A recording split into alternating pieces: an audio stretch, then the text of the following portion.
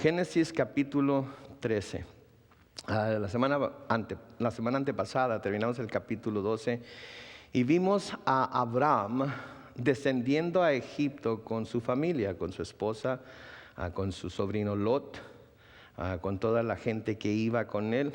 Lo vimos descender a Egipto porque había una sequía en la tierra de Canaán. Y si se quedaban en la tierra de Canaán no iban a tener alimento para ellos, ni alimento para sus animales y todo lo demás que tenían con ellos que necesitan comer. Vimos también cómo Abraham no consultó a Dios en cuanto a si debería de ir a Egipto o no. Vimos que Abraham no fue a pedirle parecer a Dios, no fue a pedirle dirección a Dios, no fue a pedirle a Dios que le iluminara, que le diera discernimiento. Sabemos que Dios había cuidado de él hasta ese momento. No tenemos razón para pensar que Dios no hubiera seguido cuidando de él como hasta entonces. Y no tenemos ninguna razón para pensar que Dios le hubiera permitido ir a Egipto si él hubiera consultado con Dios.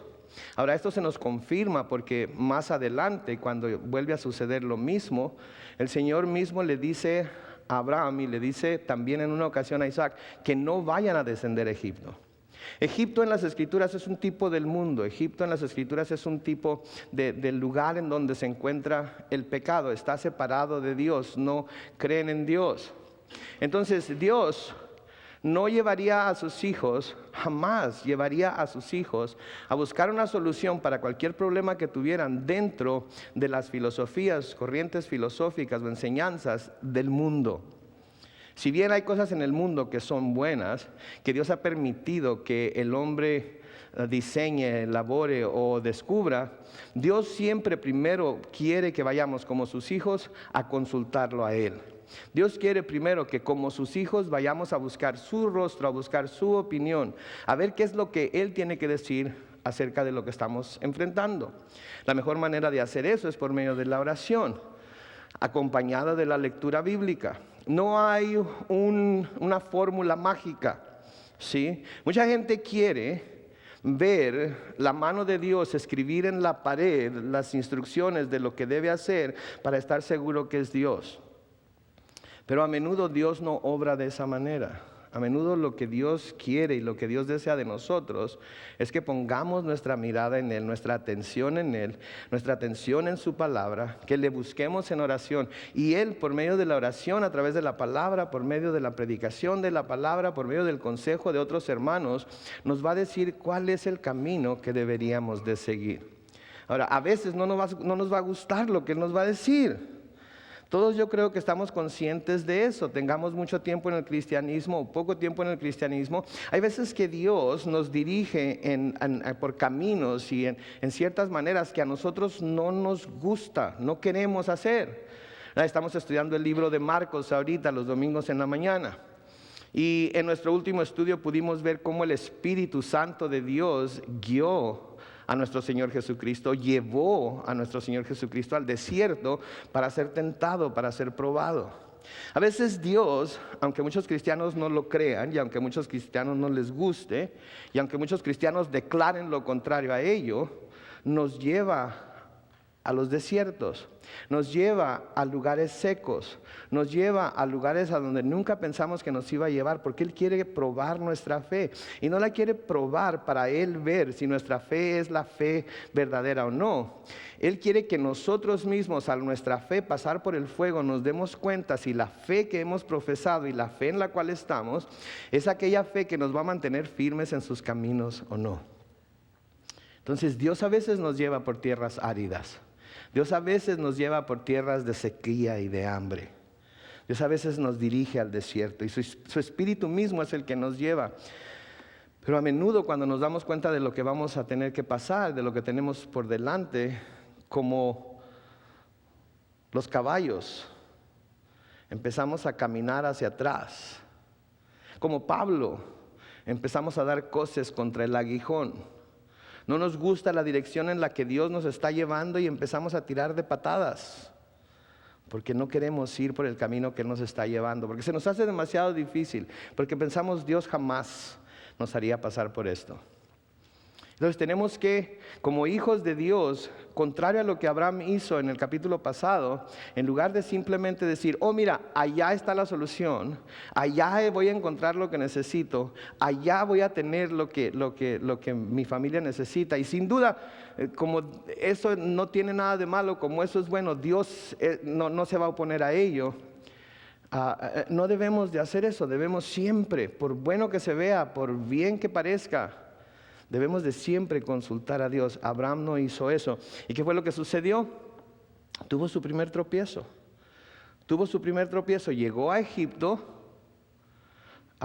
Pensó que porque Sara, su esposa, era todavía muy hermosa, los egipcios iban a querer tomarla a ella para sí e iban a salvar su vida, pero a él lo iban a matar con tal de ellos quedarse con Sara. Y le dice a su esposa, ¿sabes qué? Mi amor, querida, vieja, como le haya dicho, no tengo la menor idea. ¿Sabes qué? Di que eres mi hermana. Di que eres mi hermana, hazme este bien, hazme este favorcito, ¿ok? Miente por mí. Di una mentira para salvarme yo el pellejo. Y no le importó poner a su esposa en peligro. ¿Por qué? Porque para él lo más importante era salvarse él mismo. ¿Y por qué? Porque no consultó con Dios e hizo lo que mejor le pareció a él. Siempre que hagamos lo que mejor nos parezca a nosotros, aun cuando al principio podamos tener éxito, tarde que temprano nos vamos a dar cuenta que fue lo contrario a lo que Dios quería y vamos a terminar más pobres que cuando comenzamos. Vamos a terminar aún más lejos del Señor que cuando comenzamos, porque esa es la tendencia del ser humano cuando la riega. Apartarse de Dios, culpar a Dios. Si Él me amara, si Él en realidad me estuviera cuidándome como dice que me cuida, si Él esto, si Él aquello, no me hubiera dejado caer, no me hubiera dejado tropezar, Él hubiera puesto todo tipo de estorbos, todo tipo de vallas de protección a mi alrededor, y no hubiera caído en lo que caí. Y finalmente Dios es el que va a tener la culpa. Y tenemos que acordarnos que Dios es un caballero. Dios es un Dios que si nosotros le decimos, quítate de aquí, no necesito tus consejos, no necesito buscar en tu palabra, no necesito orar, no necesito consultarte, ¿saben qué? Dios va a decir, ok, haz lo que quieres hacer. Haz lo que quieres hacer. Y a menudo lo que descubrimos es que por tomar nuestros propios caminos, por seguir lo que nosotros pensamos que es bueno, nos apartamos de Dios. Eso fue lo que le sucedió a Abraham. Ahora, ¿qué fue lo que hizo Abraham después de esa caída? ¿Qué fue lo que hizo Abraham después de este tropiezo? Porque lo que hizo Abraham después de esa caída, lo que hizo Abraham después de ese tropiezo es una muestra para nosotros, es un ejemplo para nosotros de lo que nosotros debemos hacer cuando llegamos a esos puntos en nuestra propia vida espiritual. Porque todos y cada uno de nosotros, si no es que no nos ha pasado ya, y dudo que a ninguno de nosotros nos haya pasado ya, tropezamos y caemos. Cometemos errores, hacemos cosas sin consultar a Dios y sufrimos las consecuencias. Y cuando hacemos eso tenemos que buscar en la palabra de Dios qué es lo que tenemos que hacer para poder reconciliarnos con Dios, para volver al camino recto de Dios y para saber que una vez más nos encontramos en la plena voluntad de Dios. Y esto es lo que vamos a ver hoy. Lo que Abraham hizo después de haber caído en Egipto.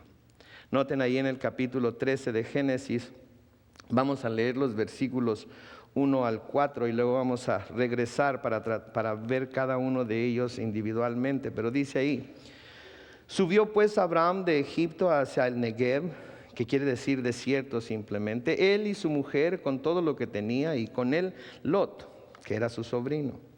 Versículo 2, y Abraham era riquísimo en ganado, en plata y en oro, y volvió por sus jornadas desde el Negev hasta Bet-el, hasta el lugar donde había estado antes su tienda entre Bet-el y Ahí, el lugar del altar que había hecho allí antes. Y noten el final del versículo 4 dice, e invocó ahí Abraham el nombre de Jehová. Subió pues Abraham de Egipto hacia el Negev. Noten la diferencia en la referencia a ir a Egipto y salir de Egipto. al ir a Egipto se refiere como descender. Porque como les mencioné en nuestro último estudio, ir a Egipto es descender de nivel espiritual en el cual Dios quiere que nos encontremos.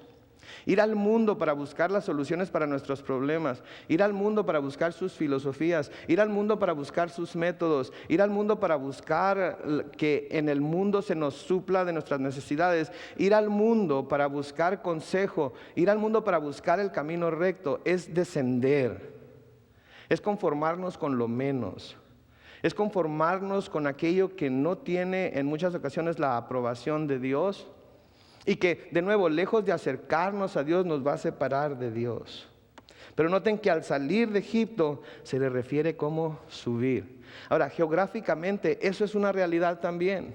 Subir hacia el Negev, hacia el desierto de Israel, es como subir a una área montañosa.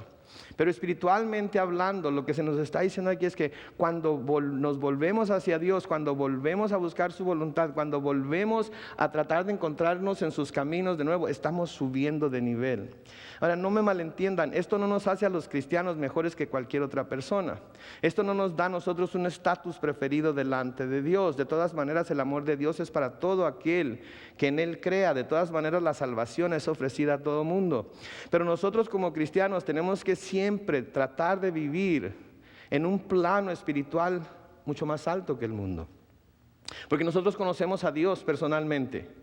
Porque nosotros conocemos su poder, porque nosotros lo hemos visto obrar sobrenaturalmente en nuestras vidas. Entonces, al que mucho se le ha dado, mucho se le requiere. Es algo lógico.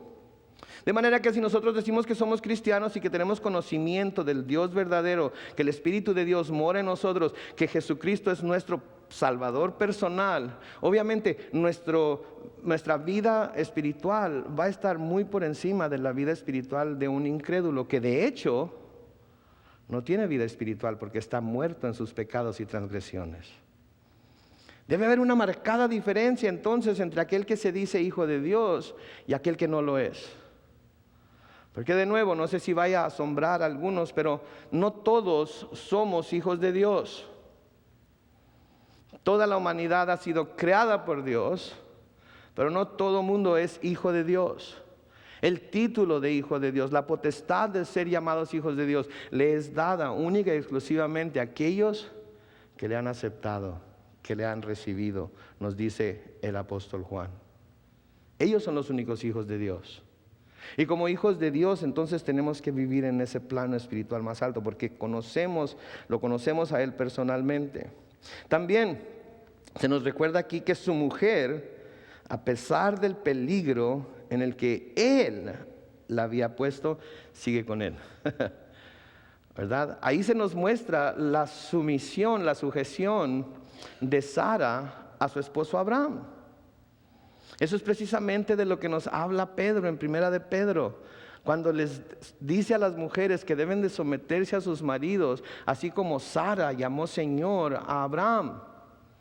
Sí, nos habla de la sujeción de Sara a su esposo. Nos habla de que aun cuando él la puso en un peligro bastante, valga la redundancia, peligroso, de todas maneras siguió con él. De todas maneras lo siguió una vez más al próximo lugar a donde iban. Y yo quiero dirigirme a mis hermanas aquí, porque miren, yo sé que a veces piensan que tienen a unos esposos cabeza huecas, cabezas duras, tercos, que a veces no pensamos para hacer las cosas, que a veces nos dejamos llevar por lo que vemos y no buscamos la dirección de Dios. Usamos nuestro propio cerebro, nuestro propio entendimiento, seguimos nuestro propio corazón. Yo sé que muchas de ustedes piensan que así es, pero no es así, cuando menos para mi esposa no es así. Ay, ya le agarraron, ok. Hay veces que sí, hay veces que así somos. ¿Ok? Hay veces que así somos, pero déjenme decirles una cosa, pueden estar completamente seguras de que si ustedes se apegan al orden que Dios ha puesto en su sabiduría soberana sobre la familia cristiana, y note que estoy diciendo familia cristiana, que aun cuando crean que su marido está tomando alguna decisión equivocada, Dios siempre va a estar al cuidado de ustedes, honrando su obediencia. Honrando su obediencia. Ahora, el esposo no debe de decir, ya ves, tú haz lo que yo te diga, llueve o truene, y Dios te va a bendecir, Dios va a bendecirte sobremanera. No, tú no te preocupes, tú haz lo que yo hago, di lo que yo te digo que digas, ve a donde yo te... No se trata de eso. Acabamos de terminar un estudio hace como 6 semanas en Efesios y hablamos acerca de la sujeción. Por mucho tiempo hablamos de la sujeción. Y llegamos a la conclusión de que la sujeción o la sumisión no es la sumisión de la esposa al esposo, sino la sumisión de los unos a los otros. Los unos a los otros. Entonces, caballeros, no quieran aprovecharse de lo que la palabra de Dios dice para someter a sus esposas a tratos, para convencerlas de que hagan cosas que ustedes mismos saben que van en contra de la voluntad de Dios. Ahora, para los varones, si este principio de que la mujer cuando se somete a Dios va a ser protegida, cuando se somete a Dios y por someterse a Dios se va a someter a su esposo, va a ser protegida, va a ser guardada. Sí, Dios de todas maneras va a cuidar de ella a pesar de la cabeza hueca del marido, ¿sí? Entonces también para nosotros como varones aplica el principio de que si amamos a nuestra esposa como Cristo amó a la iglesia y se entregó a sí mismo por ella, independientemente del comportamiento de ellas, entonces nosotros también vamos a ser bendecidos porque Él va a honrar nuestra obediencia. ¿Se fijan cómo son los dos y no nada más uno? Si nosotros queremos exaltar a nuestro Dios, si nosotros queremos someternos a Dios, si nosotros queremos hacer la voluntad de Dios, si nosotros queremos obedecer el orden que Dios ha impuesto en la familia cristiana, entonces no vamos a tratar de enseñorearnos de ellas, no vamos a tratar de forzarlas a hacer cosas que sabemos claramente que van en contra de la voluntad de Dios. Las vamos a amar, las vamos a cuidar, nos vamos a entregar nosotros mismos por ellas como Cristo se entregó por su iglesia, que es su esposa, y a pesar del comportamiento que ellas tengan, a pesar de si se someten o no, a pesar de si nos obedecen o no, a pesar de cómo ellas se porten, y Dios, así como honró a Sara por su obediencia, por su sumisión, nos va a honrar a nosotros también y nos va a bendecir por nuestra obediencia y nuestra sujeción a Dios. No es el que uno se someta y el otro no, es que los dos estemos sometidos primeramente a Dios y luego los unos a los otros. Y así es como el matrimonio funciona. Cuando uno quiere ser el que siempre está en lo correcto, cuando uno quiere ser el que domina al otro, cuando el uno quiere estar siempre enseñoreándose del otro y el uno quiere estarle siempre echando encaradas al otro y uno quiere hacerse parecer el más inteligente o el más espiritual o el más educado o el más cualquier cosa que el otro, estamos luchando contra nosotros mismos, porque la palabra de Dios nos dice muy claramente que a causa de esto dejará el hombre a su padre y a su madre y se unirá a su mujer y los dos serán ¿qué? Una sola carne. Entonces cuando estamos luchando de esa manera el uno con el otro, en realidad estamos luchando contra nosotros mismos. Estamos perdiéndonos de la bendición de tener una esposa que se sienta amada, que se sienta cuidada, que se sienta protegida por el varón, que sepa que el varón está dispuesto a dar hasta su propia vida, no solamente a ir a trabajar durante 9 o 10 horas para tener un techo sobre su cabeza, para ponerle ropa en la espalda y para poner comida en la mesa, sino que está dispuesto a entregarse completamente por ella, como Cristo lo hizo por su iglesia. Y la mujer también, como la iglesia, está dispuesta a sujetarse al marido. Y mientras el marido no le pida que haga algo en contra de la voluntad de Dios, que vaya en contra de la ley de Dios, que vaya a hacerla que peque contra su Dios, debe someterse. Pero es algo que los dos tienen que hacer como unidad. para que Dios pueda bendecir. Aquí Sara obedeció. Sara hizo lo que su marido le pidió. Y todos nosotros ahorita podemos decir, pero eso fue horrendo. Y lo fue en nuestra sociedad, en la sociedad de ellos, cuando todavía medios hermanos y medias hermanas se casaban y había estos peligros y todo eso no era tan extraño. Pero Dios protegió a Sara de todas maneras. Y Dios bendijo a Sara, y la bendición que Dios le dio a Sara alcanzó a su esposo y a su familia. ¿Sí? Pero no fue porque Abraham haya sido un hombre súper espiritual que recibió todo lo que recibió. Fue porque su esposa fue una mujer súper espiritual y por eso ella fue bendecida y él alcanzó parte de la bendición. Y no solamente él, sino que también su sobrino y después su hijo y después los hijos de su hijo. Noten lo que dice el versículo 2. Y Abraham era riquísimo. No dice que era rico, dice era riquísimo en ganado, en plata y en oro. Podemos ver entonces que la obediencia de Sara a Dios resultó en bendición de toda su familia. Ahora, yo sé que muchas de las bendiciones de las que Dios ha hecho objeto a mi familia se nos han sido dadas porque Dios está honrando la obediencia de mi esposa, a los preceptos de Dios a los que ella se ha sometido. Y yo sé también que algunas de esas bendiciones se nos han sido dadas por mi obediencia a Dios, para que ya sea por el uno o por el otro, la familia entera sea bendecida. Y las bendiciones que nosotros estamos recibiendo hoy no solamente van a ser para nosotros, sino que van a ser para nuestros hijos y para los hijos de nuestros hijos. Y no estoy hablando de bendiciones materiales.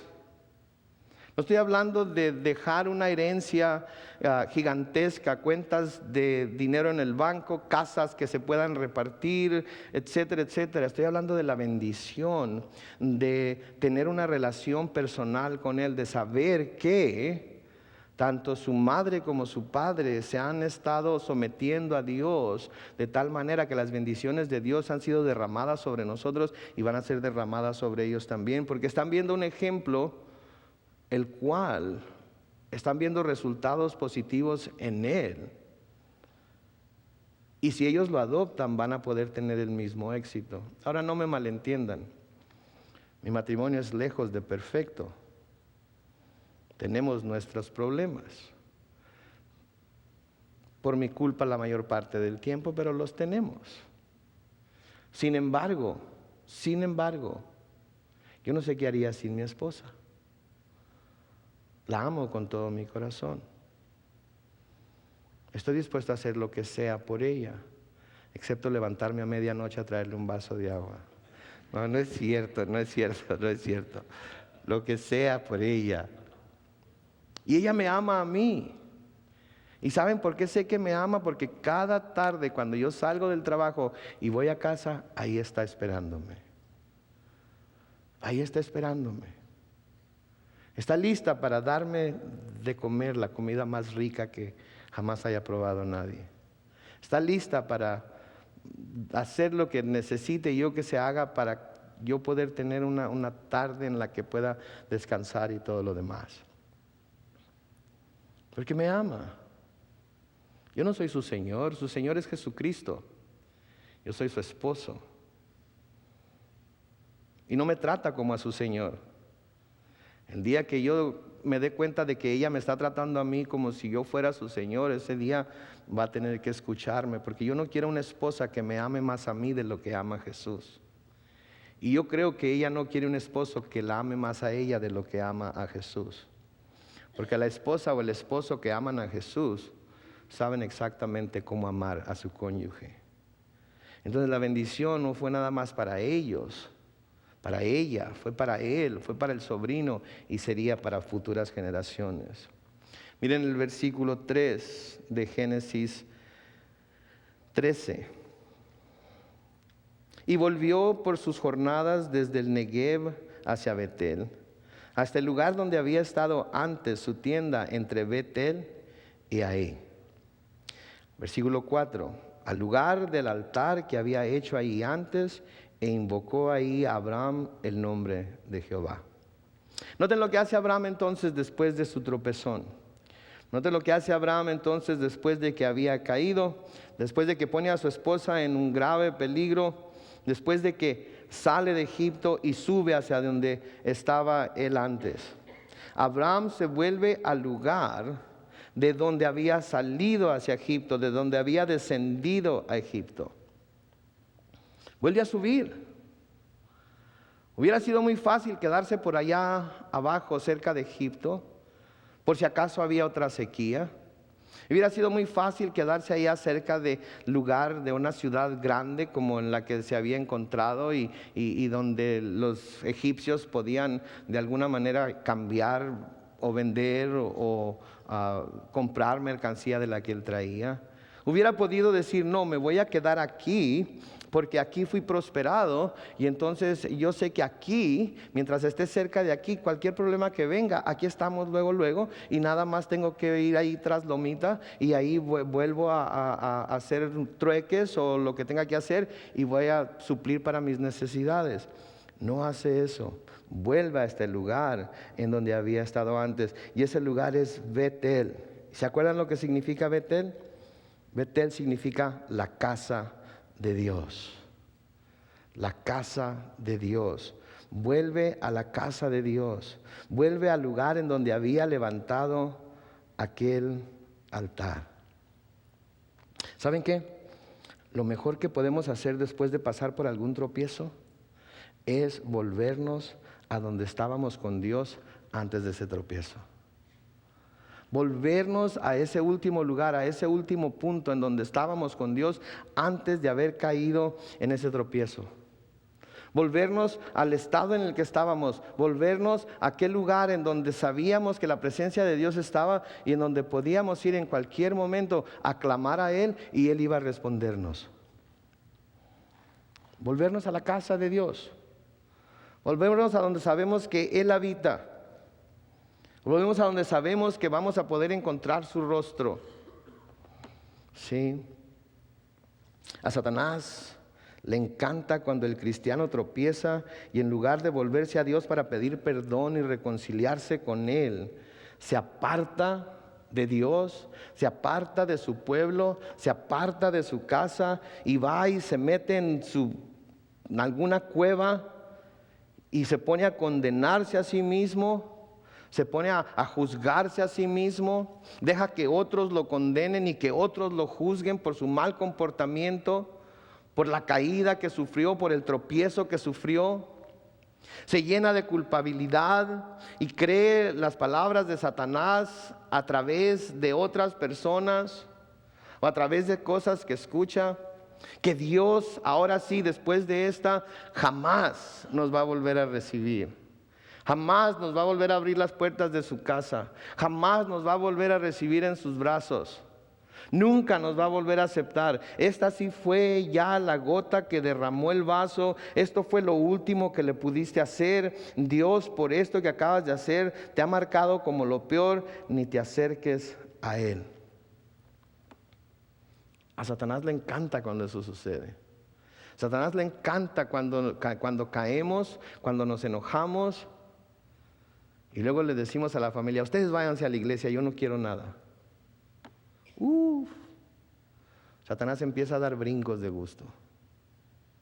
O cuando les decimos a nuestros hijos, te estás portando mal, así es que tu madre y yo nos vamos a ir a la iglesia y ustedes se quedan aquí. En realidad creen que eso es un castigo para el hijo.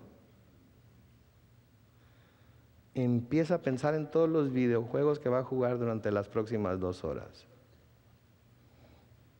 Si no terminas la tarea, no vas a ir a la iglesia con nosotros. ¿Qué creen que va a hacer el muchacho o la muchacha? Va a estar con el lápiz así, dibujando cada letra o número. ¿Por qué? Porque su naturaleza le dice, no le hace, no vayas a la iglesia. ¿Para qué tanta Biblia? ¿Para qué tanto aleluya? A Satanás le encanta cuando hacemos eso. Cuando el esposo le dice a la esposa, tú vete, ándale, tú eres la santurrona, yo ni siquiera creo en esas cosas. O el esposo, la esposa le dice al esposo, sí, ve allá donde sí te portas muy bien, donde no gritas, donde no pones la carota esa de león enojado que tienes aquí en la... Tú ve allá, que te crean allá, porque nosotros aquí no te creemos nada.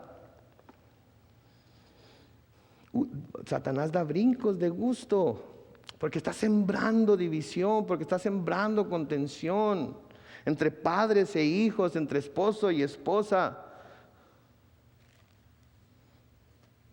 Y ¿saben lo que debemos hacer cuando esas cosas suceden? Debemos de decir, ok, alguien tiene que ser el cuerdo, alguien tiene que ser el que tenga el valor espiritual para decir, yo sé que voy a parecer un hipócrita ahorita,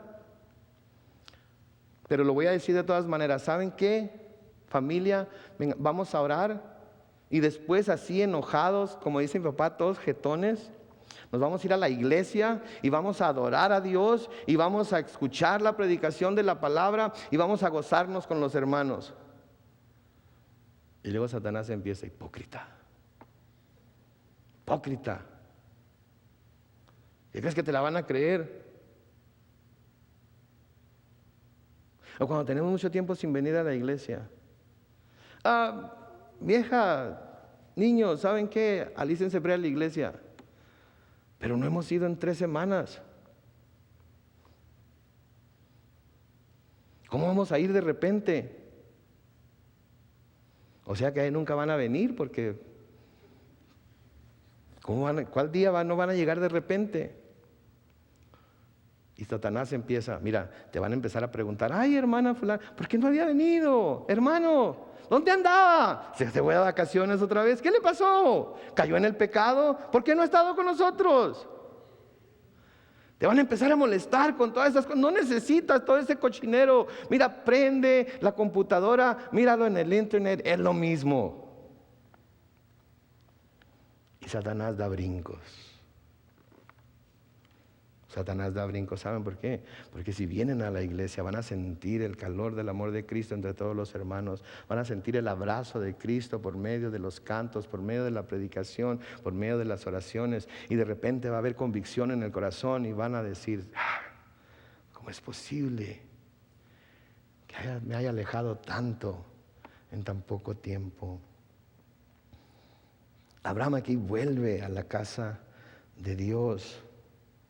Y eso es lo mismo que debemos hacer nosotros, en lugar de apartarnos, a condenarnos, a sentirnos avergonzados, que no tiene nada de malo sentirnos avergonzados, pero no podemos vivir todo el tiempo en esa vergüenza y en esa condenación. Acuérdense, no hay condenación para los que estamos en Cristo Jesús. La convicción nos lleva a acercarnos más a Dios. La convicción nos obliga, nos lleva a que nos volvamos a postrar a los pies de Cristo. La condenación nos aparta de Dios, y eso es lo que Satanás quiere que sintamos, cuando lo que Dios quiere es que vayamos y nos acerquemos a Él, que vayamos a su casa y nos postremos ante Él, y que busquemos reposo para nuestras almas, que busquemos descanso para nuestros cuerpos, que busquemos ayuda y gracia de parte de Dios.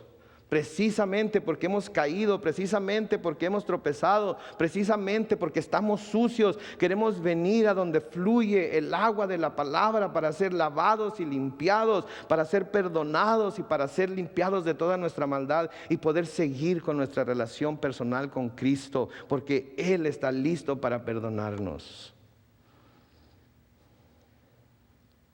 Cuando los hijos de Israel se habían rebelado contra todo lo que era Dios, contra todo lo que Dios significaba, cuando los mismos sacerdotes de Israel estaban convenciendo al pueblo de Israel de que todo estaba bien, no se preocupen, Dios no está enojado con ustedes, Dios no los va a castigar, Dios es bueno, no van a tener que sufrir las consecuencias de su disciplina. Cuando todo estaba eso, noten lo que el Señor les dice a través del profeta Jeremías.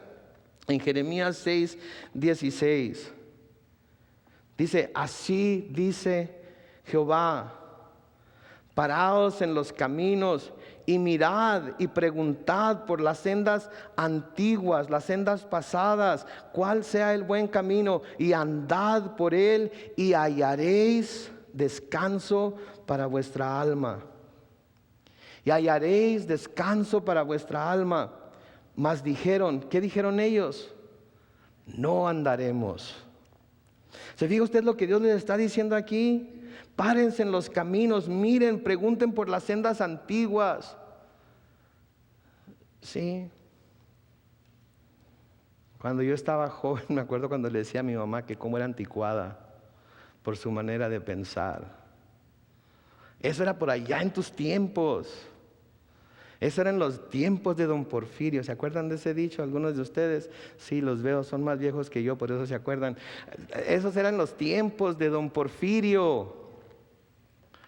Cuando las mujeres se vestían como monjas. Y ahora que ya estoy viejo y ahora que tengo hijos, que me dicen, eso era en tus tiempos. Quisiera abrirles la cabeza, como dice mi mamá, y decirles, miren hacia los tiempos antiguos.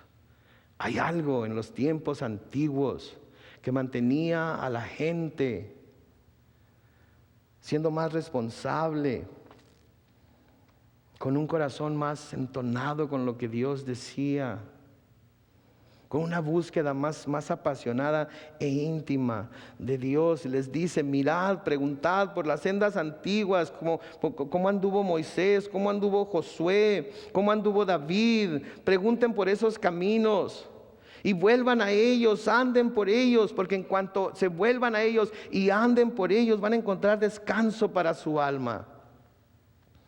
Pero ellos dijeron, no andaremos. ¿Qué vamos a hacer nosotros hoy? ¿Qué vamos a hacer nosotros hoy? Vamos a mirar hacia esos caminos, vamos a mirar hacia atrás, hacia ese tiempo en el cual estábamos más cerca de Dios que hoy, a ese tiempo en el cual obedecíamos y escuchábamos la voz de Dios más claramente que hoy, a ese tiempo en el cual nuestro corazón se compungía de convicción cuando escuchábamos la palabra de Dios predicada y sabíamos que estaban hablándonos directamente a nosotros.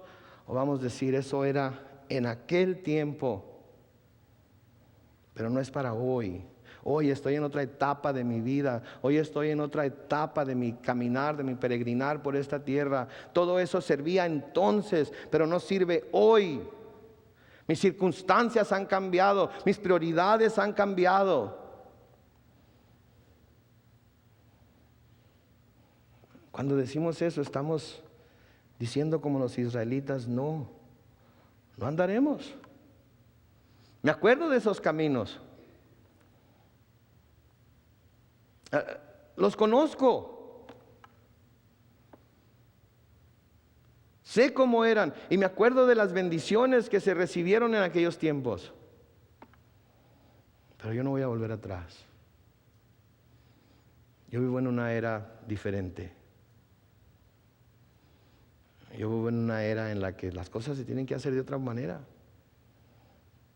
Si a Dios le gusta, qué bueno. Si no, Él me va a perdonar. Estoy bajo la gracia. ¿Que no? Salmo 116.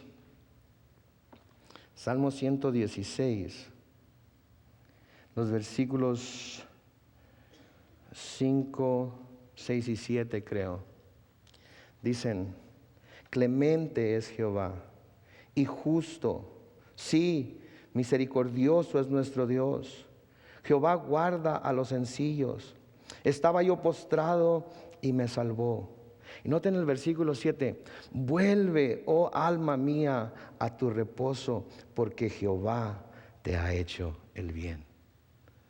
El salmista sabía que estaba fuera del lugar en el cual podía encontrar reposo. El salmista sabía que estaba fuera del lugar en donde podía tener comunión con Dios. El salmista sabía que estaba lejos de donde debería estar, de donde podía recibir el consuelo de Dios, de donde podía servir los beneficios de Dios, los bienes de Dios. Y clama a su propia alma, le dice a su propia alma en el versículo 7, vuelve, oh alma mía, a tu reposo, porque Jehová te ha hecho bien. Es solamente cuando nos volvemos a Dios, es solamente cuando estamos en su perfecta voluntad que en realidad tenemos ese reposo, que en realidad podemos encontrar ese reposo. Él nos ha hecho el bien. Él nos ha hecho el bien anteriormente. El bien que hay en nuestra vida ahorita es porque Él lo ha traído. Y si queremos seguir recibiendo bienes de parte de Dios, tenemos que volvernos a Él. No seamos engañados por las falsas promesas de este mundo. No seamos engañados por las respuestas y por las soluciones temporales que este mundo ofrece. Volvámonos a Él para recibir el verdadero reposo, el verdadero descanso, el verdadero bien. El Señor Jesús, cuando se dirige a las iglesias en el Apocalipsis, hay una de ellas a la cual se dirige y tiene muchas cosas buenas esta iglesia. Y se las señala, le dice cuáles son estas cosas buenas. Pero les habla de una cosa que tiene contra ellos. Lean conmigo en Apocalipsis capítulo 2, comenzando con el versículo 1. En donde dice: escribe al ángel de la iglesia en Éfeso, el que tiene las 7 estrellas en su diestra, el que anda en medio de los 7 candeleros de oro, dice esto: yo conozco tus obras y tu arduo trabajo y paciencia, que no puedes soportar a los malos, y has probado a los que se dicen ser apóstoles y no lo son, y los has hallado mentirosos. Y has sufrido y has tenido paciencia y has trabajado arduamente por amor de mi nombre y no has desmayado. ¿Se fija usted? Todas esas cosas buenas estaban haciendo ellos. Todas esas cosas, Dios nos está felicitando por haberlo hecho. Dios les está diciendo: miren, todas estas cosas las están haciendo bien. Estoy orgulloso de ustedes, les está diciendo el Señor Jesucristo. Me complazco en que todas estas cosas estén sucediendo con ustedes. Y quizás esto esté sucediendo en sus vidas, de ustedes, de nosotros esta noche. Y Dios está complacido en ello. Dios nos felicita por ello. Dios nos está diciendo: bien hecho. Pero en el versículo 4 dice: pero tengo contra ti que has dejado tu primer amor. Tengo contra ti que has dejado tu primer amor. En medio de todas esas cosas buenas, en medio de todas esas cosas que lo hacen sentirse orgulloso, en medio de todas esas cosas por las cuales los felicita, les dice: ¿saben qué? Con todo eso hay algo que no está bien. Has dejado tu primer amor. Lo has hecho a un lado. Te has olvidado de Él. Hay muchas otras cosas que han venido a tomar su lugar. Hay muchas otras cosas que han venido a tomar tu atención, que debería ser para Él. Hay muchas otras cosas que te preocupan. Hay muchas otras cosas que te abruman, muchas otras cosas que nublan tu manera de pensar, muchas otras cosas que llenan tu corazón, que nada tienen que ver con tu primer amor. Has olvidado tu primer amor.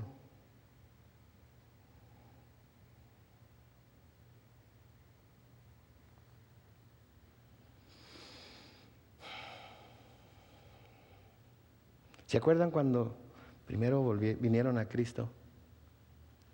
Cuando primero creyeron en Él. Cuando primero lo aceptaron como su Salvador. ¿Se acuerdan del gozo, del deseo de servirle, el deseo de estar en la iglesia, el deseo de alabarle, el deseo de orar, el deseo de leer la Biblia, de aprender más y más de ella, de comérsela? ¿Se acuerdan? Eso es lo que hace el primer amor. Es como la luna de miel. ¿Se acuerdan de la luna de miel? Yo me acuerdo de la luna de miel.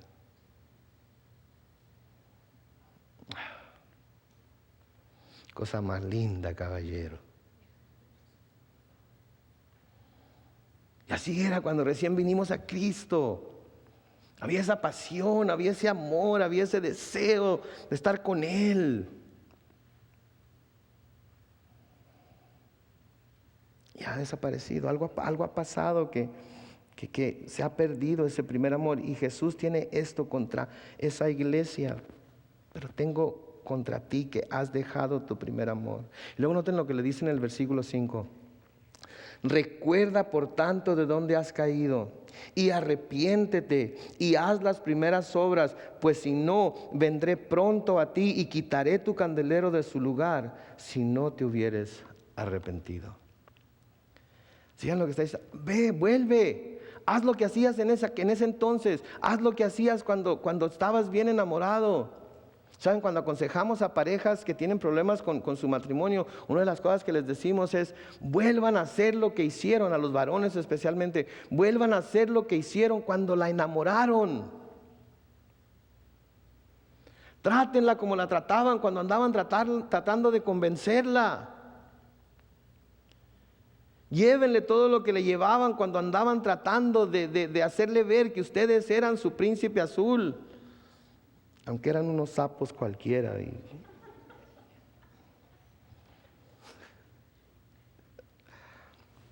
Eso es lo que les decimos. Mujeres, ¿cómo se lo ganaron a Él? ¿Se acuerdan? Las pestañotas marca diablo.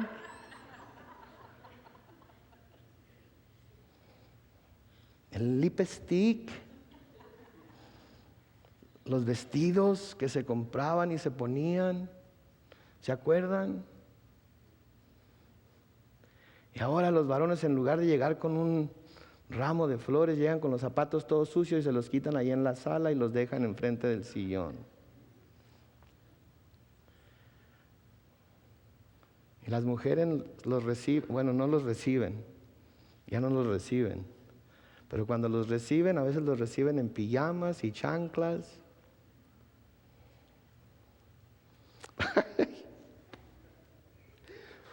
Pregúntense por favor, ¿se los hubieran ganado o se las hubieran ganado si lo que está sucediendo hoy hubiera sucedido entonces? Nunca.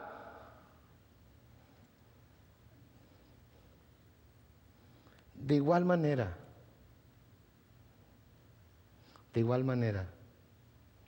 si el amor que sienten ahorita por el Señor Jesucristo, el agradecimiento por lo que Él hizo por ustedes, la convicción, la devoción, el deseo, el anhelo que tienen ahorita en su corazón por Él y por sus caminos y por sus asuntos y por las cosas que lo mueven a Él, no son lo que eran antes. Entonces les digo, igual como Jesucristo le dice a la iglesia de Éfeso: recuerda por tanto de dónde has caído y arrepiéntete y haz las primeras obras, pues si no, vendré pronto a ti y quitaré tu candelero de su lugar si no te hubieres arrepentido.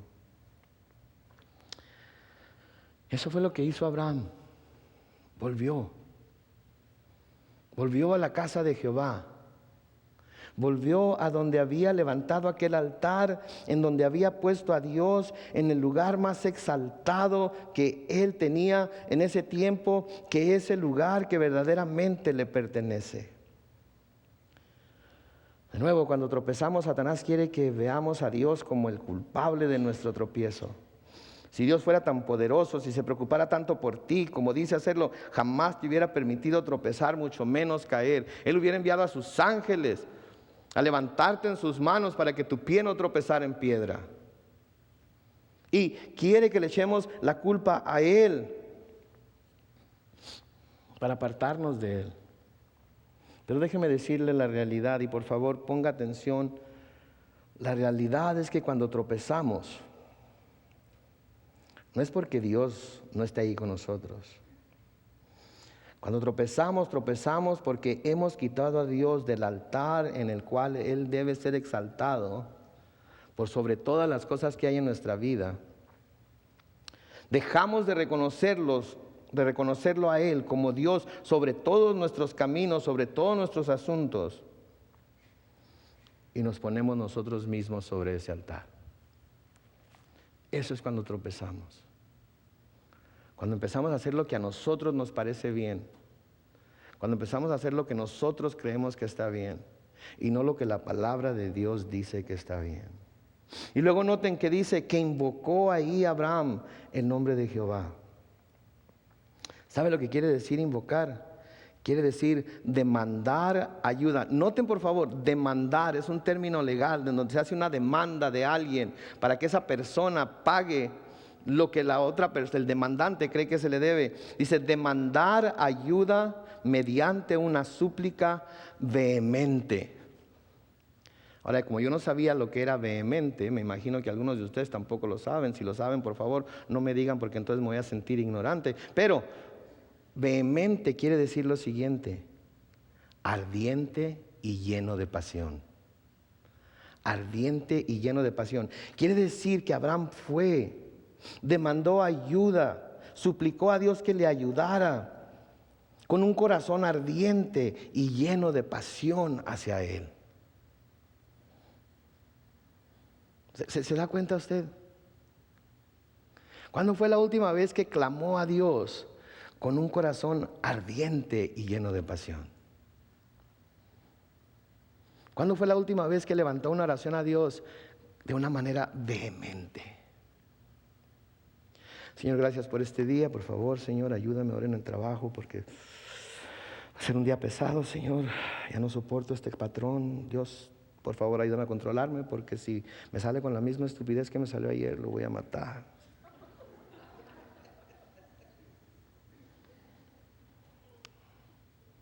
Señor, gracias por este día. Ayúdame, Señor, por favor.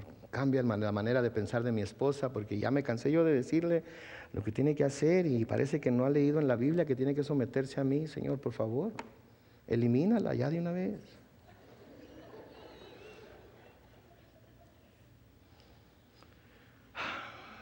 Señor, por favor, dale a mi esposa una cabeza que tenga cerebro y no esa piedra que parece tener dentro. Digo, yo no sé, eso es lo que yo oro cada mañana, yo no sé usted. Se oye curioso, ¿verdad? Pero ¿qué tal esas oraciones? Cuando primero nos arrepentimos de nuestro pecado y caímos de rodillas delante de Él y con lágrimas en los ojos y un corazón apasionado. Y Señor, por favor, perdóname. Yo sé que moriste en la cruz por mí. Mis pecados pusieron esos clavos en tus manos y en tus pies. Mis pecados fueron las espinas que se clavaron en tu sien. Mi pecado fue la lanza que atravesó tu costado. Perdóname, Señor. Ayúdame a vivir para ti, ayúdame a hacer lo que tú quieres que sea. Ayúdame a amarte como tú mereces que te ame, porque tú me amaste a mí cuando yo no merecía amor.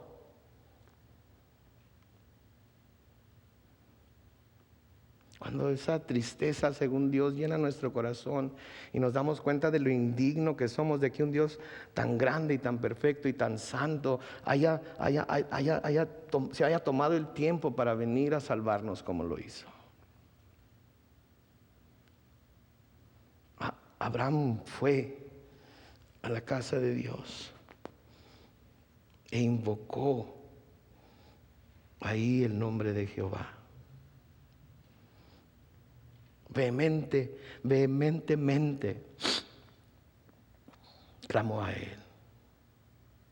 Eso es lo que quería decir el salmista cuando escribe en el Salmo 18 y el versículo 6. En mi angustia invoqué a Jehová y clamé a mi Dios. Él oyó mi voz desde su templo y mi clamor llegó delante de Él a sus oídos.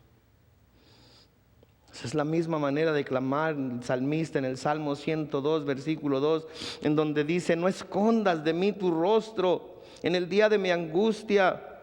Inclina a mí tu oído, apresúrate a responderme el día que te invocare. Esa es la pasión de la que estamos hablando aquí. La palabra en hebreo que se traduce aquí invocar es la palabra kará, que también se puede traducir clamar, que es la misma palabra que usa el salmista en el Salmo 30 y el versículo 2, en donde dice: Jehová, Dios mío, a ti clamé y me sanaste. ¿Se acuerda de la última vez que estuvo enfermo y tenía un dolor tan intenso que no lo soportaba y clamó a Dios? Dijo: Señor, por favor, quítame este dolor. En el Salmo 119, 145, el salmista escribe: clamé con todo mi corazón, respóndeme, Jehová, y guardaré tus estatutos. El Salmo 119, 147 dice: me anticipé al alba y clamé, esperé en tu palabra. Me anticipé al alma. ¿Qué quiere decir? Antes de que amaneciera, antes de que el sol tan siquiera se asomara, fui y te busqué y clamé y esperé en tu palabra. Eso es pasión. Eso es un corazón ardiente. Eso es alguien que todavía está en su primer amor con el Señor Jesucristo. Eso es alguien que todavía reconoce su estado y que sabe que en el único que puede encontrar esa clase de pasión, esa clase de amor, esa clase de movimiento del Espíritu Santo es a través de la oración y en su palabra.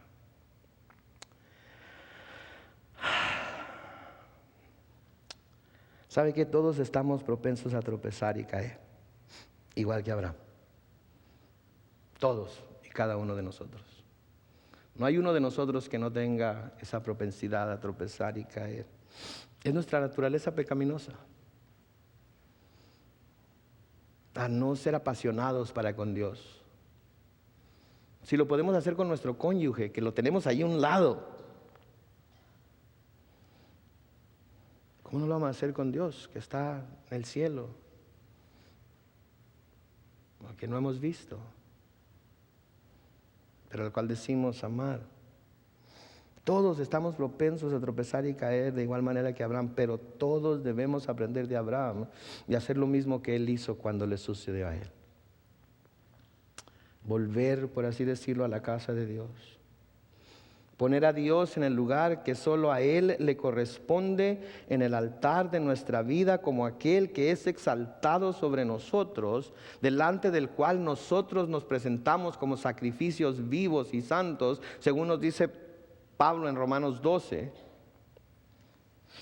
e invocar su nombre, con todo lo que eso implica. Porque como dice Pablo en Romanos 10:13, porque todo aquel que invocare el nombre del Señor, ¿qué dice ahí? Será salvo. Todo aquel que invocare el nombre del Señor será salvo. ¿Ha invocado usted el nombre del Señor últimamente? Lo ha invocado, punto. Porque si no lo ha hecho, hoy es el día de salvación. Hoy es el momento aceptable. Hoy es el tiempo de hacerlo, cristiano y no cristiano, creyente e incrédulo. Si es apasionado por Dios y las cosas de Dios, pídale a Dios que esa pasión jamás se acabe. Si ha perdido esa pasión, si ha perdido esa visión de Dios, ruéguele a Dios, clame a Dios, invoque a Dios, pídale apasionadamente que le vuelva esa pasión por Él y por su nombre.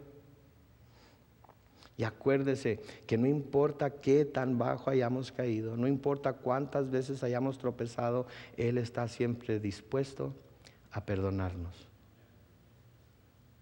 Porque si confesamos nuestros pecados, Él es fiel y justo para perdonar nuestros pecados y limpiarnos de toda maldad. Por tanto, dice el escritor a los Hebreos en Hebreos 4, comenzando con el versículo 14. Por tanto, teniendo un gran sumo sacerdote que traspasó los cielos, Jesús el Hijo de Dios, retengamos nuestra profesión. Porque no tenemos un sumo sacerdote que no pueda compadecerse de nuestras debilidades, sino uno que fue tentado en todo según nuestra semejanza, pero sin pecado. Acerquémonos pues confiadamente al trono de la gracia para alcanzar misericordia y hallar gracia para el oportuno socorro. Él nos entiende. Él sabe que somos débiles.